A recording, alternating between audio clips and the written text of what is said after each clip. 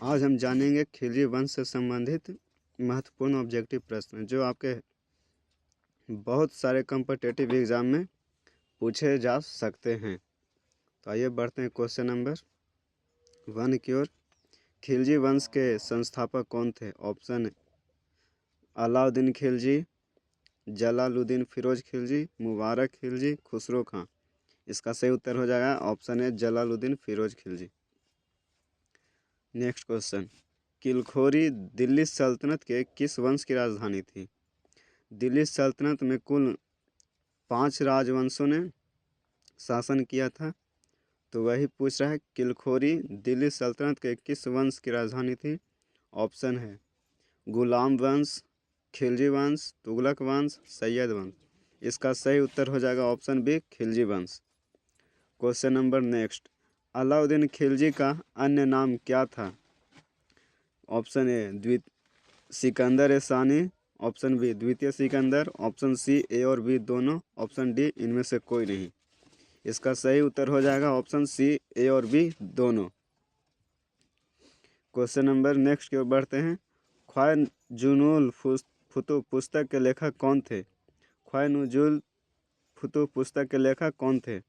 Option है बदायूं, निजामुद्दीन औलिया, अमीर खुसरो, अमीर हसन। इसका सही उत्तर हो जाएगा ऑप्शन सी अमीर खुसरो। अमीर खुसरो। इसी पुस्तक में अलाउद्दीन खिलजी को कहा गया है सिकंदर सानी और द्वितीय सिकंदर। किस पुस्तक में? तख्वा नुजुल फुतूह पुस्तक में। अब बढ़ते हैं क्वेश्चन नंबर नेक्स्ट की ओर।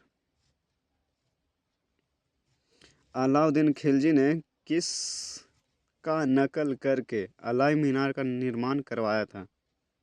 अलाउद्दीन खिलजी ने एक मीनार का निर्माण करवाया था, तो वह किसका नकल करके करवाया था? ऑप्शन है चार मीनार, कुतुब मीनार, सीरी का किला, इनमें से कोई नहीं। इसका सही उत्तर हो जाएगा ऑप्शन बी कुतुब मीनार।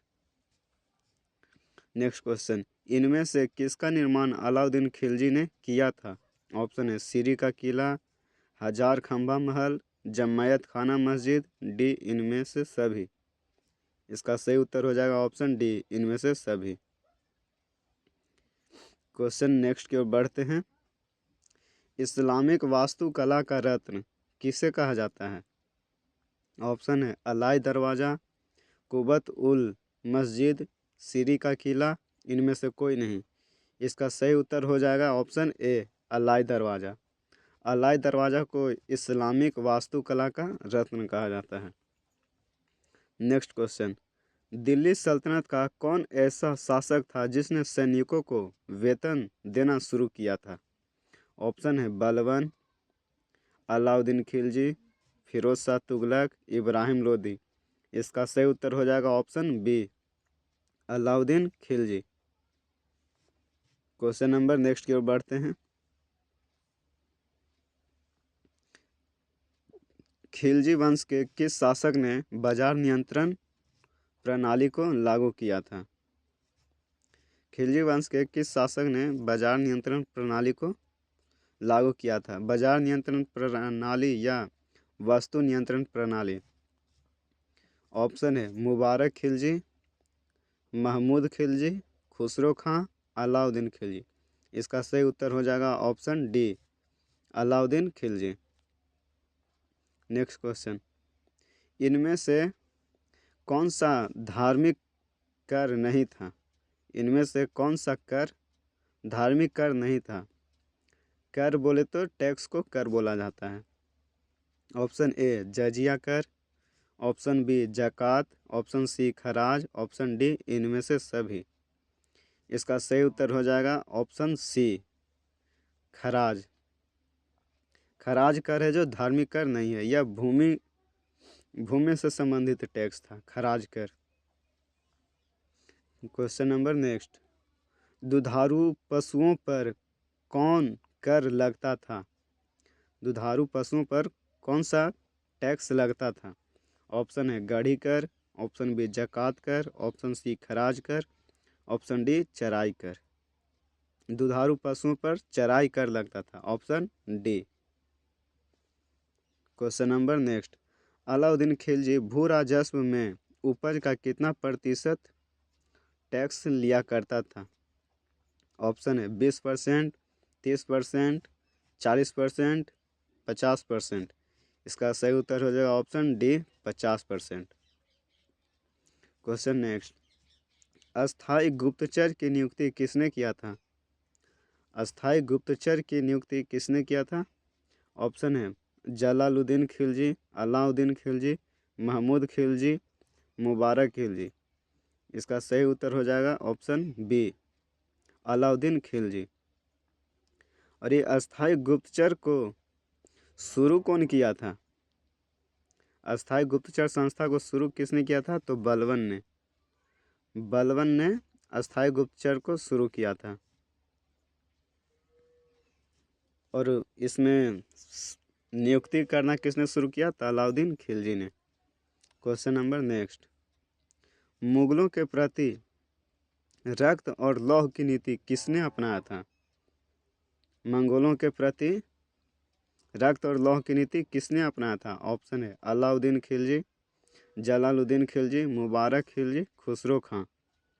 तो इसका सही उत्तर हो जाएगा ऑप्शन है अलाउद्दीन खिलजी।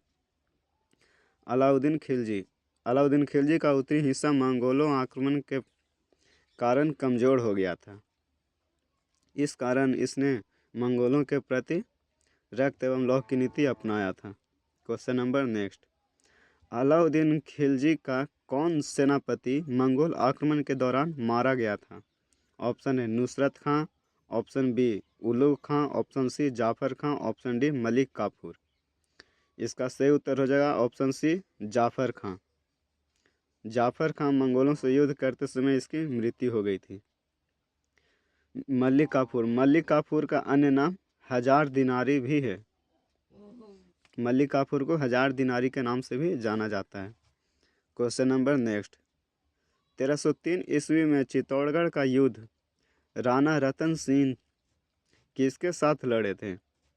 ऑप्शन है जलालुद्दीन खिलजी, अलाउद्दीन खिलजी, मुबारक खिलजी, ऑप्शन डी इनमें से कोई नहीं। इसका सही उत्तर हो जाएगा ऑप्शन बी अलाउद्दीन खिलजी। यह युद्ध किस लिए लड़ा गया था? तो इस युद्ध का मुख्य कारण था अलाउद्दीन खिलजी का पद्मावती से विवाह करना।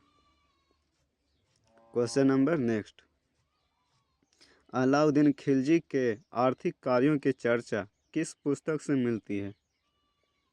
अलाउद्दीन खिलजी के आर्थिक कार्यों की चर्चा किस पुस्तक से मिलती है? इसका सही उत्तर हो जाएगा ऑप्शन ए तारीख है फिरोज शाही पुस्तक सही है। ख्वाजूनुल फुतूह पुस्तक इसे अमीर खुसरो ने लिखा था, जिसमें अलाउद्दीन खिलजी को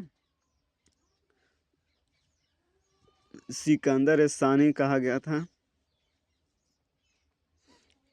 क्वेश्चन नंबर नेक्स्ट की ओर बढ़ते हैं, दिल्ली सल्तनत का कौन शासक था जिसने व्यापार हेतु समुद्री मार्ग पर ध्यान दिया?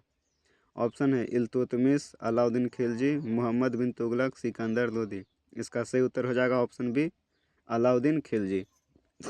Option B Alauddin Khilji.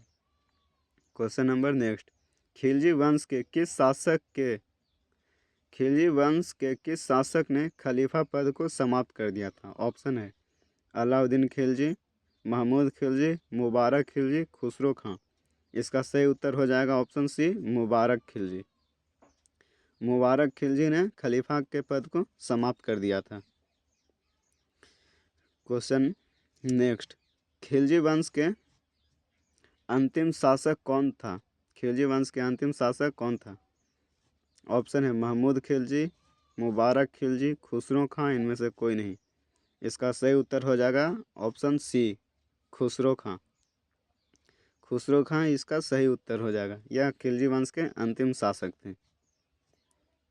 Question next और अंतिम, खिलजी वंश का शासनकाल कब से कब तक था? ऑप्शन है 1206 से 1290, 1290 से 1320, 1414 से 1451, 1451 से 1526। इसका सही उत्तर हो जाएगा ऑप्शन बी 1290 से 1320। 1206 से 1290 तक किसका शासन था? तक गुलाम वंश का शासन था। और 1414 से 1451 तक किसका शासन था? तो सैयद वंश का शासन था।